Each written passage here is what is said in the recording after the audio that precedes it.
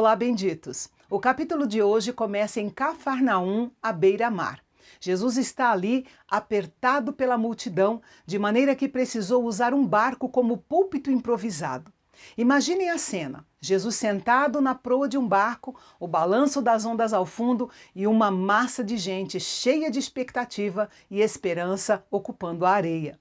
Marcos não quer apenas que você ouça as palavras de Jesus. Ele quer que você sinta a pressão do seu ministério.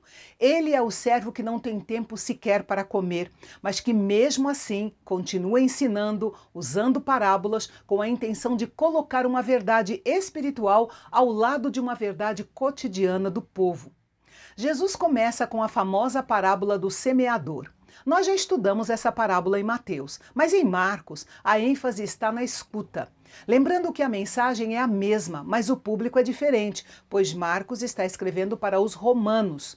Ele oferece uma perspectiva mais dinâmica e prática, focada no processo do crescimento da semente e na urgência da recepção da palavra, e destaca o convite direto de Jesus: escutem. A narrativa apresenta o semeador que espalha a semente em 4 terrenos distintos. O primeiro grupo, à beira do caminho, sofre uma ação imediata de Satanás, que retira a palavra assim que ela é semeada. O segundo, em solo rochoso, representa aqueles que recebem a mensagem com alegria momentânea, mas, por não terem raiz em si mesmos, desistem assim que surgem as tribulações. O terceiro grupo é sufocado por espinhos, que Marcos define não apenas como os cuidados do mundo e o engano das riquezas, como em Mateus, mas acrescenta as ambições de outras coisas. E este é um ponto mais sutil.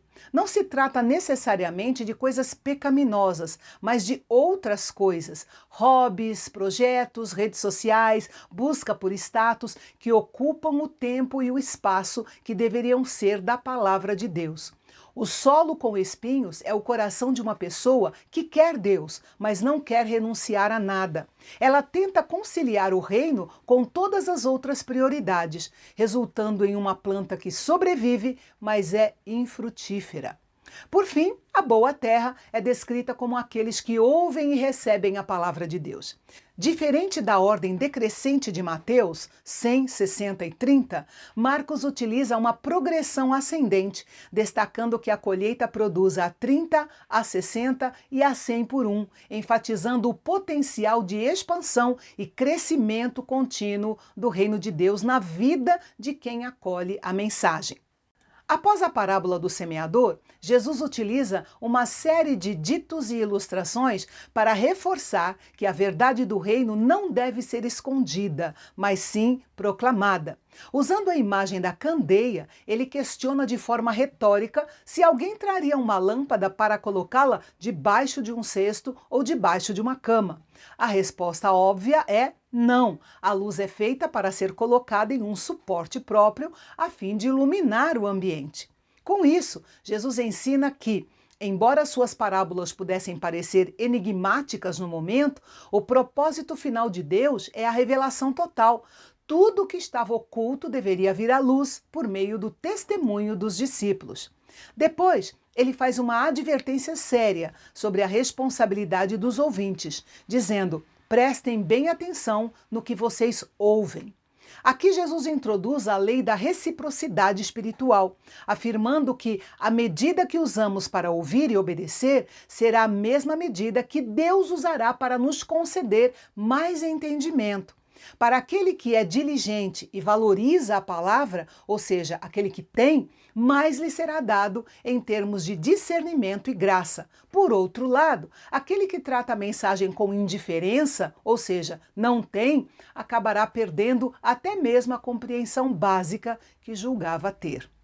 O texto estabelece que o crescimento espiritual não é automático, mas depende da atenção e da postura do coração diante do que lhe é revelado. Agora, preste atenção em algo que só Marcos nos conta, a parábola da semente. Em Mateus, vemos o reino como algo que cresce como o fermento, mas aqui Marcos destaca a impotência humana. O homem lança a semente, dorme e se levanta, e a semente germina sem que ele saiba como. O modo exato como a semente cresce é um mistério para o agricultor. Embora cresça por um processo que ele não pode ver nem explicar completamente, ele tem fé no processo de crescimento. Assim é com o reino de Deus. Trabalhamos em parceria com Deus, mas o trabalho real cabe a Ele. Confiamos em um processo que não podemos ver nem explicar completamente. A plantação de um campo pode passar despercebida logo que é plantada, mas quando cresce e madura, é impossível não perceber. O mesmo acontece com o reino de Deus. Ele tem começos modestos e suas raízes podem ser pequenas, mas quando Deus desenvolve a obra, ela se torna notável. Para fechar o bloco de ensinos, Jesus fala a parábola do grão de mostarda. Para os romanos, que liam o relato de Marcos, a parábola do grão de mostarda soava como um desafio e uma promessa. Vivendo na capital de um império, aqueles primeiros cristãos podiam se sentir insignificantes, uma semente minúscula perdida nas fendas de Roma. Mas a parábola trazia uma lógica que o cidadão romano entendia. A força não está no tamanho inicial, mas no poder de expansão.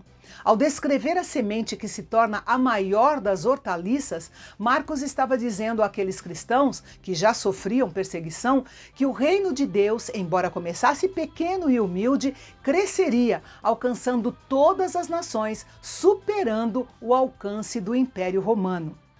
O fato de Jesus falar em parábolas e depois explicar em particular aos seus discípulos não significava necessariamente que a multidão não entendia nada. O que Jesus fazia era ampliar as explicações aos discípulos em particular para garantir que eles entendessem tudo muito bem. Afinal, eles estavam sendo treinados para ser a liderança da igreja após a sua partida desse mundo. E o capítulo termina com uma das cenas mais dramáticas da Bíblia. Ao cair da tarde, exausto de tanto ensinar, o servo diz: "Vamos passar para a outra margem." Marcos nos dá alguns detalhes interessantes desse episódio. Os discípulos levam Jesus assim como estava, com certeza muito cansado e provavelmente faminto. Enquanto Mateus foca apenas no barco onde Jesus está, Marcos faz questão de registrar que outros barcos o seguiam. A tempestade que se levantou no mar da Galileia não atingiu apenas o barco onde estavam Jesus e os discípulos, atingiu todos os que estavam no mar naquela hora. E mais um detalhe que observamos em Marcos é que Jesus está na popa do barco dormindo sobre o travesseiro. O sono dele não é apenas o sono do cansaço, é também o do repouso da fé.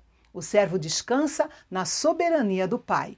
Quando a tempestade se levanta, o vento não acorda Jesus, a conversa dos discípulos pedindo ajuda um ao outro também não o acorda, o som da água batendo no barco não o acorda. Mas quando seus discípulos gritam por ajuda, ele desperta imediatamente. Imagine o desespero dos que estão nos outros barcos. Eles veem as ondas, sentem o vento, mas não têm Jesus fisicamente dentro do seu próprio barco para acordar. Eles dependem inteiramente do que aconteceria no barco principal. Ao ser acordado por seus discípulos, Jesus não faz uma oração longa. Ele apenas repreende o vento e dá uma ordem ao mar: acalme-se, fique quieto. O vento para e o mar vira um espelho. Esse detalhe dos outros barcos reforça a historicidade desse evento. Não foi apenas uma lição espiritual isolada, foi um evento público que afetou diversas pessoas que estavam no Mar da Galileia naquela noite, naquele momento. E aqui Marcos revela o segredo. O servo é o próprio Senhor da criação.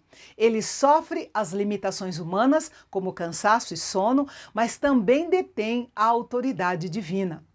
Após acalmar a tempestade, Jesus confronta os discípulos questionando sua falta de fé. O pânico anterior das ondas é substituído por um temor reverente, pois eles percebem que o poder do Mestre excede as forças da natureza. O capítulo termina com a pergunta fundamental sobre a identidade de Cristo, revelando que a autoridade dele exige uma confiança que transcende o medo da morte. E amanhã vamos relembrar o encontro do servo com 3 pessoas bem conhecidas: o endemoniado gadareno, Jairo e a mulher que sofria de hemorragia. Eu espero você para o nosso encontro de amanhã, aqui no Canal Bendito, o nosso canal de Fala Fácil.